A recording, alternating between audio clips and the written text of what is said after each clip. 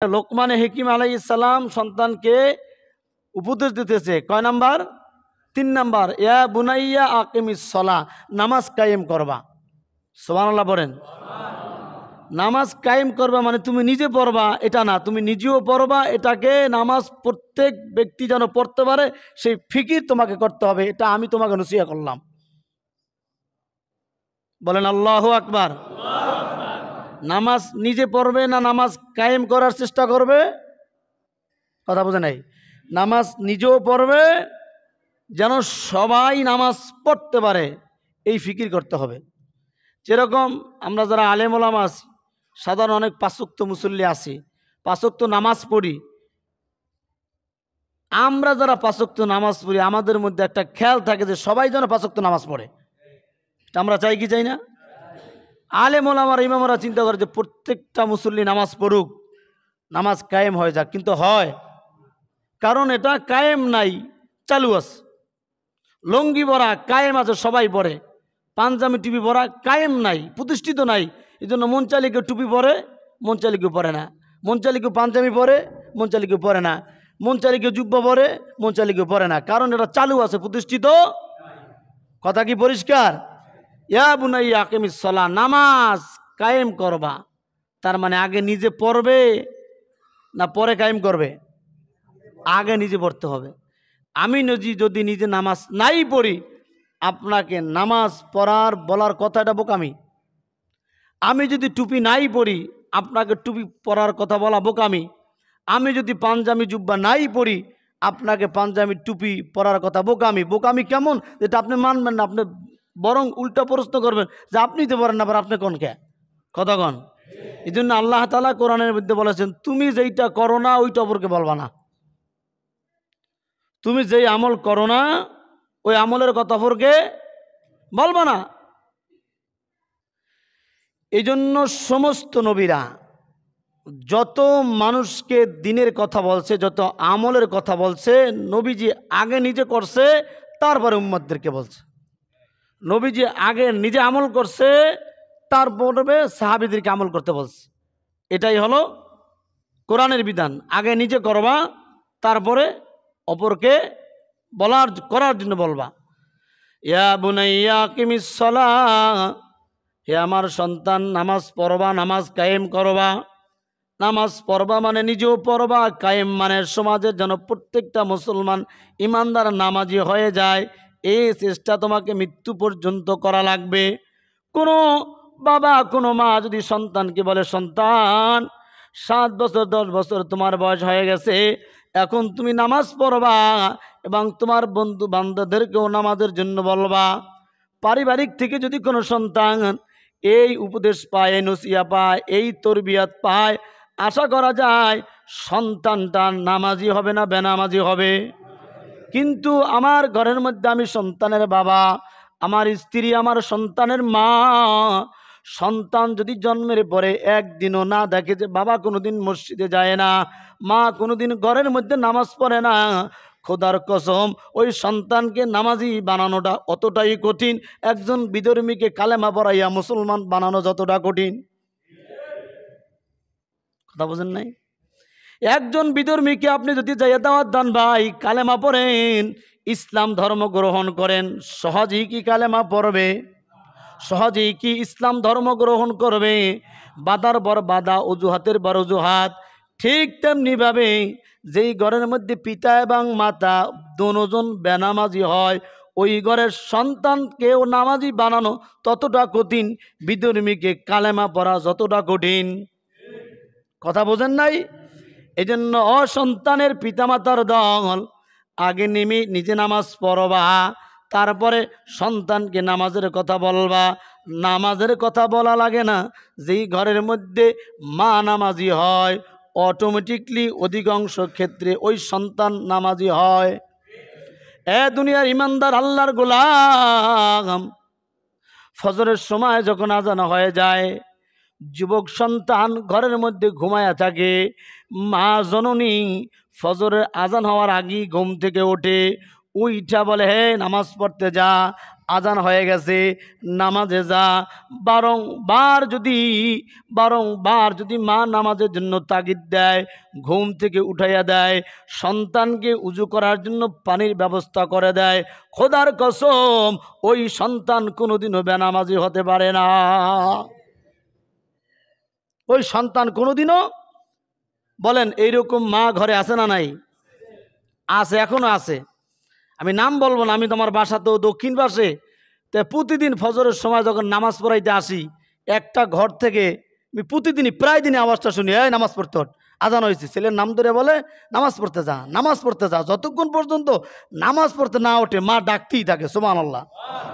এটা কিন্তু এই আশেপাশের মধ্যে আমার নিজে কানা বহুতবার আমি শুনেছি। তাহলে বোঝা যায় এই মা নামাজি না বেনামাজি, এবং সন্তান নামাজ পড়তে আসেও। বলেন ও বাবার দল, মায়ের দল, আপনি যদি ফজরের সময় ঘুমাইয়া থাকেন, আপনার সন্তান নামাজে আসবেনি? আসবে? তাহলে আপনার সন্তান যে আল্লাহকে মানলো না, বেনামাজি হলো না, এজন্য সর্বপ্রথম দায়ী কে? কথা হয় না? মা এবং বাবা। অথচ এই সন্তানের জন্য আপনার সারা জীবনের ইনকাম, সারা জীবনের সম্পত্তি মালিক হবে কে? আপনি যদি রেজিস্ট্রেশন করে নাও দিয়া যান, মরার পরে অটোমেটিকলি আপনার সম্পত্তির মালিক কে হবে? সন্তান হয়ে যাবে। আল্লাহ আমাদেরকে বোঝার তৌফিক দান করেন। তাহলে লোকমানে হিকিম বললেন, ইয়া বুনাইয়া আকিমিস সালাহ, আমার সন্তান নামাজ পড়বা, নামাজ কায়েম করবা। তার মানে হলো নিজে নামাজি হবা এবং সমাজে নামাজ পড়ার জন্য মানুষদেরকে চেষ্টা করবা, মানুষের পিছনে ফিকির করবা। এটা হলো 3 নাম্বার। এরপরে লোকমানে হিকিম তার সন্তানকে বলে, ওয়া'মুর বিল মারুফ, ওয়া'মুর বিল মারুফ। আমার সন্তান মানুষদেরকে সৎ কাজের আদেশ করবা, মানুষদেরকে সৎ পথে ডাকবা। সুবহানাল্লাহ বলেন। বাবা কইতেছে ওয়া'মুর বিল মারুফ, সন্তানকে বাবা বলতেছে ওয়া'মুর বিল মারুফ, সন্তান মানুষদেরকে সৎ কাজের আদেশ করবা, মানুষদেরকে আল্লাহর পথে ডাকবা, মানুষদেরকে দ্বীনের পথে ডাকবা, মানুষদেরকে আল্লাহর ইবাদতের দিকে ডাকবা, মানুষদেরকে আল্লাহর সাথে জোড়া লাগাই দেবা। তাহলে কখন করবে? সন্তান যখন নিজে সৎ কাজ মানবে, তখনই ওই সন্তান অপরজনকে সৎ কাজের আদেশ দিতে পারবে। কথা কয় না? তাহলে বাবা যদি সন্তানকে বলে ছোট্টবেলা থেকে ওয়া'মুর বিল মারুফ, সন্তান সৎ কাজের আদেশ করবা, মৃত্যু পর্যন্ত মানুষদেরকে সৎ কথা বলবা, ভালো উপদেশ দেবা, ভালো পরামর্শ দেবা, ভালো বুদ্ধি দেবা, যেন সমাজে মধ্যে তোমার কথার দ্বারা বিশৃঙ্খল না হয়, মানুষ যেন তোমার কথা শুনে বিভ্রান্তির মধ্যে না পড়ে, মানুষ যেন তোমার কথা শুনে পথচ্যুত না হয়ে যায়। কিন্তু আমরা কি করি? মানুষের ভালো পরামর্শ চাইলে এমন পরামর্শ দেই যে ব্যক্তি যেন অল্প দিনই ধ্বংস হয়ে যায়। কথা কয় না? এটা হলো আমাদের পরামর্শের নমুনা, এটা হলো আমাদের চরিত্র। আল্লাহ হেফাজত করেন। একটু আওয়াজে বলেন আমিন। মানুষকে কখনো অসৎ পরামর্শ দেওয়া যাবে না, মানুষকে কখনো কুপরামর্শ দেওয়া যাবে না। আপনার কাছে যদি ভালো পরামর্শ থাকে, ভালো বুদ্ধি থাকে, ভালো জ্ঞান থাকে, তাহলে দেবেন, না হয় চুপ থাকবেন। কিন্তু আমাদের দশা হলো এমন, শিক্ষিত অশিক্ষিত, দুনিয়াও নাই আখেরাতও নাই, কোরআনও বুঝি না, হাদিসও বুঝি না, বাংলাও পড়তে পারি না, ইংরেজিও পড়তে পারি না, এর কাছেও যদি পরামর্শ যায়, পরামর্শের অভাব নাই। কথা কয় না? বিশাল জ্ঞানী হাজ্যে বই রয়েছে, অথচ নিজের নাম লেখতি কলম ভেঙে গেছে সব, অত পরামর্শের ডিলার হয়ে বই রয়েছে। কথা কন? তা যে ব্যক্তির মধ্যে কোরআন নাই, হাদিস নাই, বাংলা শিক্ষা নাই, ইংরেজি শিক্ষা নাই, আখিরাতের শিক্ষা নাই, দুনিয়ার শিক্ষা নাই, এই ব্যক্তি যদি অন্য মানুষকে পরামর্শ দেয় ও যে গোমরা হবে, জাহান্নামে যাবে, এই কথা বলার জন্য কোনো দলিল নাই। কথা কয় না? পরামর্শ চাইতে দেরি, একবার বুঝে সব রেকর্ড করে রাখছে, অথচ যা দিতে আছে সব ওই ব্যক্তির জন্য ক্ষতিকর। ওই ব্যক্তি যদি এটা মানে তার দুনিয়াও বরবাদ, আখেরাতও বরবাদ। এইরকম পরামর্শ দেনেওয়ালা লোক পৃথিবীতে একজনও নাই। আমার মধ্যেও আছে, আপনার মধ্যেও আছে, কিন্তু বলেন এগুলা কি পরিহার করার দরকার আছে না নাই? জ্ঞানীরা জ্ঞানীরা কথা কম বলে, তর্কে কম যায়, ধৈর্য ধারণ বেশি করে। যারা জ্ঞানহীন তারা কথা বলি বেশি বলে, ধৈর্য হারা হয়ে যায়, মানুষের সাথে আক্রমণাত্মক ব্যবহার করে। কথা বলেন ঠিক কিনা? শায়েখ আহমদুল্লাহ সাহেব, আমি বলছি কিনা মনে নাই, উনি ওনার সন্তানদেরকে একটা নসিহত করছে, আমার কাছে খুব ভালো লাগছে, যে সন্তান, তোমরা যদি পরীক্ষায় 1 নাম্বার হও, ক্লাসে যদি ফার্স্ট হও, তাহলে আমি বাবা হিসাবে, তোমার মা হিসাবে ভালো লাগবে, দুনিয়ার মধ্যে সফল হতে পারবা। কিন্তু আমার পরামর্শ হলো, ক্লাসে 1 number, 2 number, 3 number, first second third হওয়ার থেকেও বেশি দামি হলো তুমি মানুষ হওয়া। কি হওয়া? মানুষ হওয়া। 1 নাম্বার 2 নাম্বার হইলা, তোমার রেজাল্ট ভালো, সব কিছু ভালো, কিন্তু মানুষ তোমার দ্বারা কোনো উপকার পাইল না, মানুষ তোমার দ্বারা কোনো কিছু অর্জন করতে পারলা না, তুমি জাতিকে কিছু দিতেই পারলা না, তাহলে শিক্ষিত হইয়া কোনো লাভ নাই, এই জ্ঞান অর্জন করে কোনো লাভ নাই। ঠিক কিনা বলেন?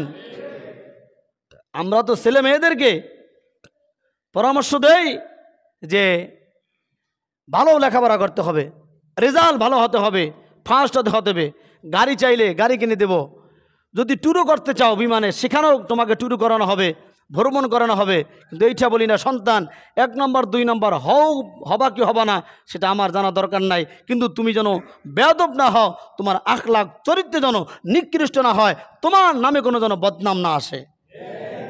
এটা হলো বাবার জন্য, মায়ের জন্য সন্তানের প্রতি নসিহত। আল্লাহ বোঝার তৌফিক দান করেন, আরো জোরে বলেন আমিন। তাহলে 5 নম্বর নসিহত হলো ও আমর বিল মারুফ। 4 নম্বর ও আমর বিল মারুফ, সন্তান সৎ কাজের আদেশ দেবা, যতদিন বাঁচবা সৎ কাজের আদেশ মানুষকে দেবা, এবং নিজেও মৃত্যু পর্যন্ত সৎ পথে চলবা, সতের উপর থাকবা। সুবহানাল্লাহ। বাবার থেকে সন্তানের প্রতি এর থেকে আর কি সুন্দর নসিহত হতে পারে? বাবা মায়ের থেকে সন্তানের প্রতি এর থেকে আর ভালো কথা কি হতে পারে? ঠিক কিনা বলেন? এরপরে 5 নাম্বার ওয়ানহা আনিল মুনকার, সন্তান অসৎ কাজ করা যাবে না, অন্যায় কাজ করা যাবে না, ভুল কাজ করা যাবে না। সুবহানাল্লাহ বলেন। তাহলে এর আগেরটা বলছে সৎ কাজের আদেশ করবা, সৎ পথে চলবা, মানুষকে সতের দিকে ডাকবা, নিজেও মৃত্যু পর্যন্ত সতের বার থাকবা। এরপরে নসিহত ওয়ানহা আনিল মুনকার, সন্তান রে অসৎ পথে চলা যাবে না, অসৎ কাজ করা যাবে না, অন্যায় কাজ করা যাবে না, যেই কাজ আল্লাহ পছন্দ করে না ওইটা করা যাবে না, যেই কাজটা সমাজের মানুষ ভালোভাবে নেয় না ওইটা করা যাবে না, যেই কাজটা দুনিয়ার মধ্যে নোংরা হয়, ফাসাদ সৃষ্টি করে, মানুষের মধ্যে দাঙ্গা মাবা যায়, ওই কাজটা করা যাবে না। এই মেয়া, বাবা যদি সন্তানদেরকে ঘরে বসা এই নসিহত করে, ওই সন্তান খারাপ হওয়ার তো কোনো রাস্তা দেখি না। যদি হয়ে যায় সেটা তার তাকদিরের মুআমেলা। ঠিক কিনা বলেন? যদি হয়েই যায়, কোনো বাবা মা যদি সন্তানের প্রতি চেষ্টা করার পরে সন্তান যদি ভালো না হয়, তাহলে বুঝতে হবে ওর তকদিরে আল্লাহ ভালো লেখে নাই, কিন্তু চেষ্টা আগে করতে হবে। জিকির করি লা ইলাহা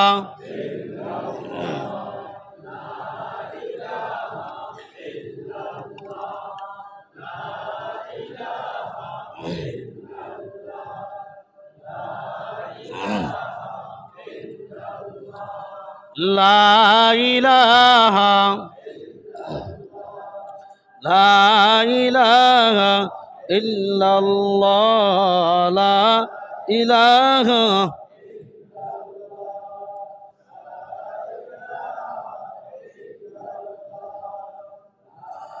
লা ইলাহা ইল্লাল্লাহু মুহাম্মাদুর রাসূলুল্লাহ। তাহলে 5 নম্বর নসিহত, ওয়ানহা আনিল মুনকার, সন্তানদের অসৎ কাজ করা যাবে না, অন্যায় কাজ করা যাবে না।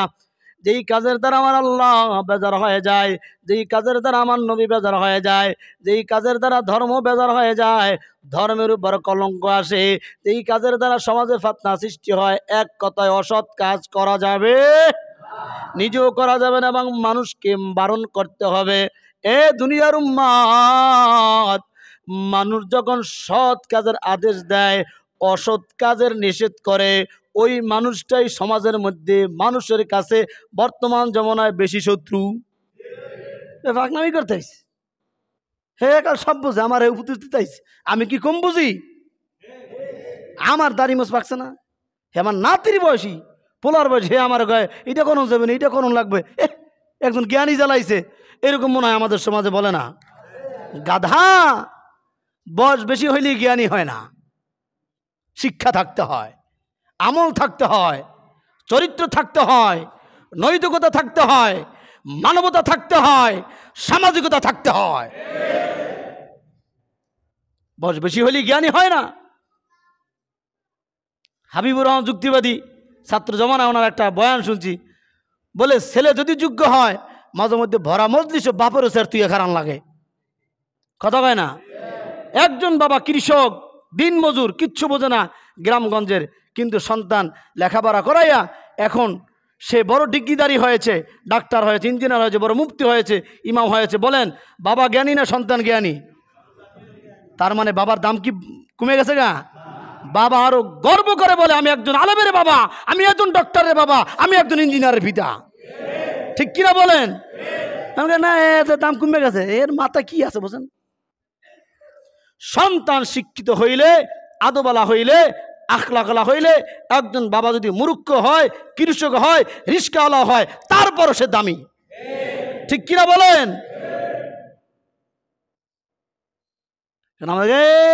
কি জ্বালাই গেছে গায়ে আমার, এটা করুন যাবো না, এটা করুন যাবো, টাকা কি আমার কম, ক্ষমতা আমার কম? বলে না, যেই জ্ঞানের মধ্যে মানবিকতা নাই, সামাজিকতা নাই, নীতি নাই, আদর্শ নাই, বয়স দিয়ে কখনো জ্ঞানী হওয়া যায় না। তবে শিক্ষা যদি থাকে, বয়স বাড়লে জ্ঞানও বাড়ে, আর শিক্ষা যদি না থাকে, বয়স বাড়লে আর জ্ঞানও কমে যায়। এটা বাস্তবতা। তাই যাদের মধ্যে শিক্ষা আছে, বিশেষ করে কোরআন এবং হাদিসের জ্ঞান যাদের মধ্যে আছে, দেখবেন এই লোকগুলা যত বৃদ্ধ হয়, যত বয়স বাড়ে, এদের সম্মান বাড়ে না কমে? বাংলার জমিন থেকে সারা পৃথিবীতে লক্ষ লক্ষ আলেম আছে, যারা যুবক অবস্থায় ওনাদের যেই সম্মান ছিল, বৃদ্ধ অবস্থায় ওনাদের ওই যুবককালের সম্মানের চেয়ে বৃদ্ধকালের সম্মান কোটি কোটি গুণে বেশি।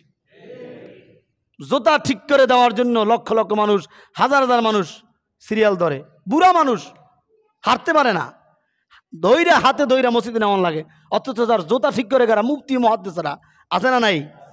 হাত ধইরা স্টাইজ উঠায়, হাত ধরে নামায়, কারণ তার মধ্যে জ্ঞান আছে, এলমে ওহী আছে, নবীর সুন্নাত আছে, নবীর আখলাক আছে, যার কারণে বিদ্যা হওয়ার পরে তার দাম বাড়াই দিয়েছে কে? আল্লাহ। দুহাত তুলে একটা ডাক দেন না, আল্লাহ।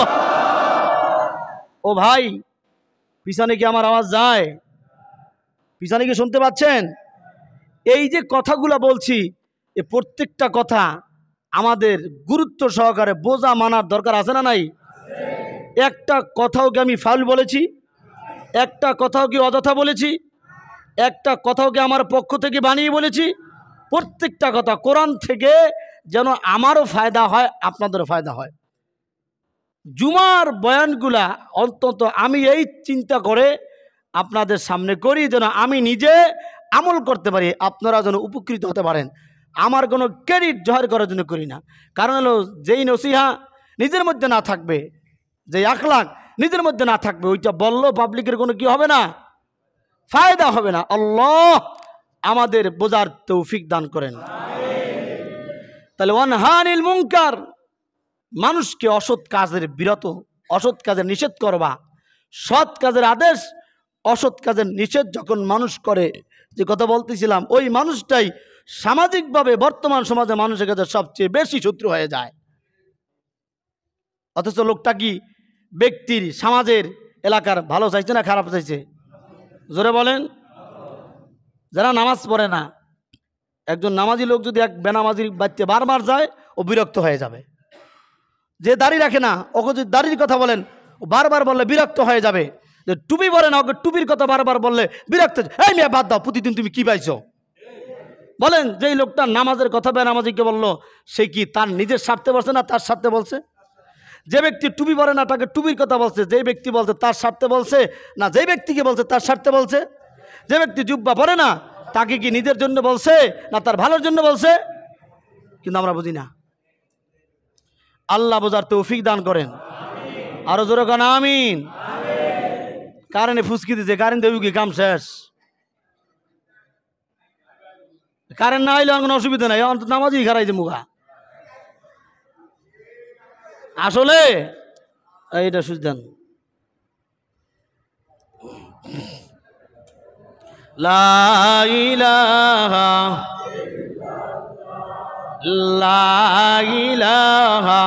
ইল্লাল্লাহ, লা ইলাহা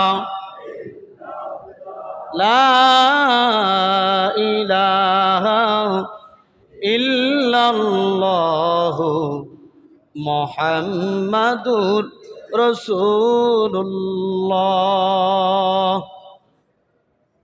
কারণ আইসে বলেন আলহামদুলিল্লাহ। ওই আন্দোলনের সময় থানা যেরকম ফিরাইয়া সব ব্যাংকে চুরিয়া লাইছে, মাঝে মধ্যে বিদ্যুৎ আলাদা এরকম ফিরাইতে হয়, অফিস না ব্যাংকে ওদেরকে ফিরাইতে হয়। কারেন্ট নিয়ে তো সকালে 2 ঘন্টা নিয়ে রাখতি, কি কন?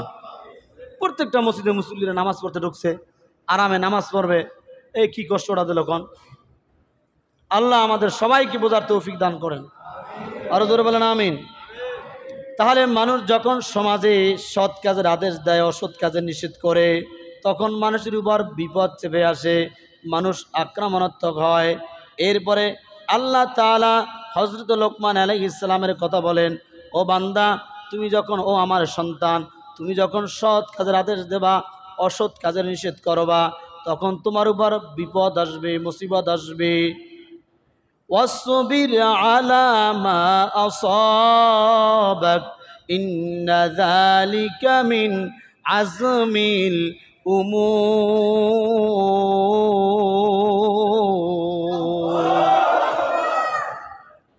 ওয়াসবির আলা মা আসাবাক, ওয়াসবির আলা মা আসাবাক ইন্না যালিকা মিন আজমিল উমুর।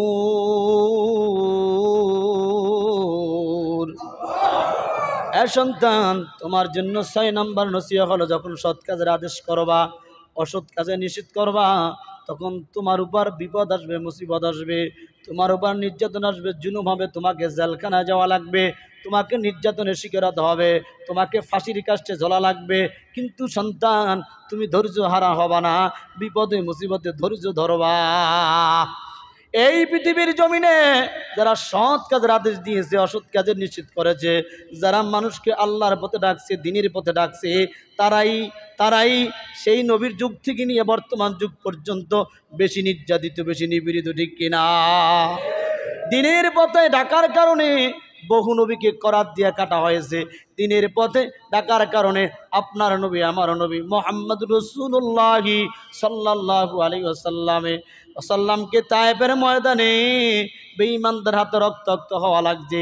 আমার নবী, আপনার নবী হক কথা বলার কারণে, সত্য কথা বলার কারণে, অসত্য থেকে নিষেধ করার কারণে তার দান মোবারক শহীদ হয়েছে। কথা বলেন ঠিক কিনা? তাহলে বর্তমানেও সত্য কথা বলার জন্য, অসত্য থেকে নিষেধ করার জন্য বিপদ আসবে, বালা আসবে, মুসিবত আসবে। সন্তান, ধৈর্য হারা হওয়া যাবে না, ধৈর্য ধারণ করবা, কারণ ধৈর্যের এমন একটা ফল। আল্লাহ তাআলা বলেন, ইন্নাল্লাহা মা'আস সাবিরিন,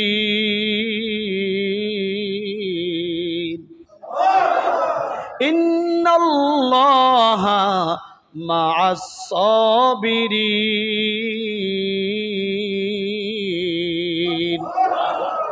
আল্লাহ নামাজ পড়তে বলছে কিন্তু বলে নাই আমি নামাজীদের সাথে আছি।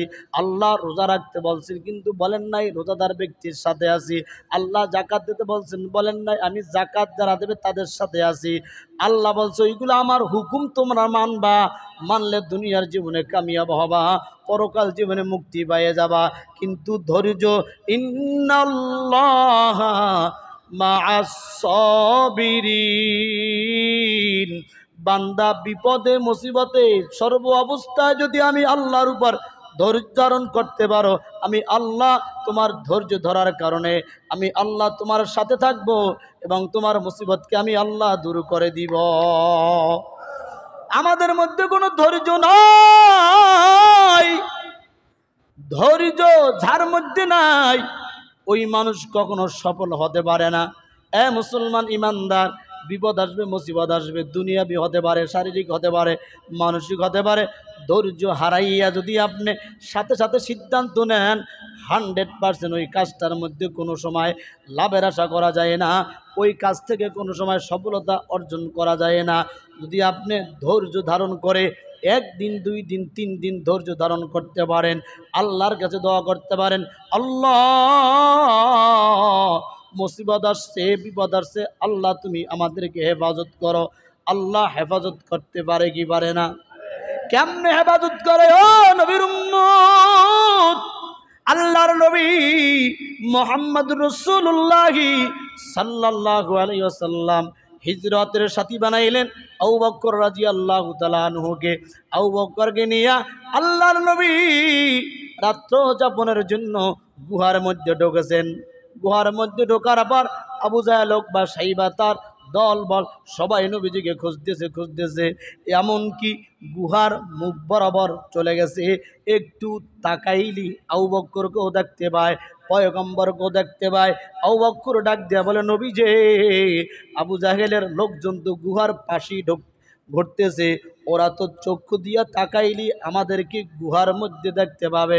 আল্লাহর নবী বলেন, আবু বকর লা তাহজান ইন্নাল্লাহা মা'a, লা তাহজান, আবু বকর চিন্তা করো না, ধৈর্য ধারণ করো, ইন্নাল্লাহা মা'আস সাবিরিন। আবু বকর টেনশন করিও না, চিন্তা করিও না,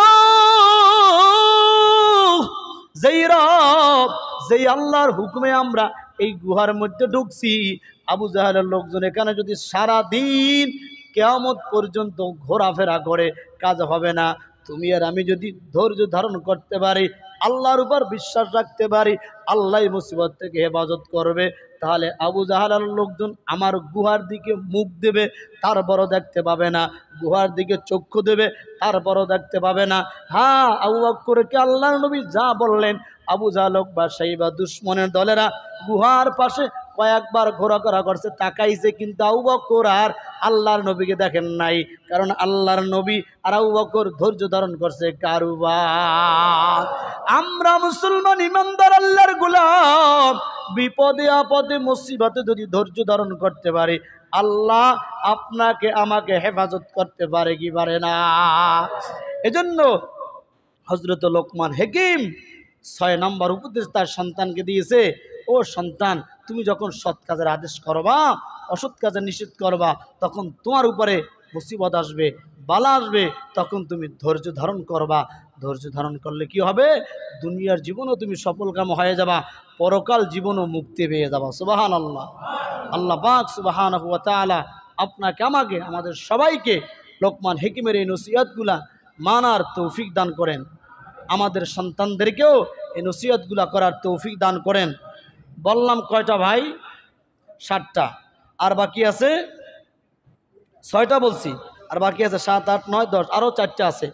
আগামী জুমায় বাকিগুলো বলা হবে। আল্লাহ তাআলা সেই আগামী জুমা পর্যন্ত আপনাকে আমাকে হায়াত দান করেন, সুস্থতা দান করেন, বিপদ আপদ থেকে হেফাজত করেন। আল্লাহ আমাদের বাংলাদেশকে হেফাজত করেন, বাংলাদেশের সমস্ত মানুষদেরকে আল্লাহ তাআলা হেফাজত করেন, বাংলাদেশকে আল্লাহ তাআলা শান্তির দেশ বানায় দেন, জোরে বলেন আমিন। বাংলাদেশে আল্লাহ তাআলা সুশাসন কায়েম করে দেন, বলেন আমিন। ওয়া মা আলাইনা ইল্লাল বালাগ। আসসালামু আলাইকুম।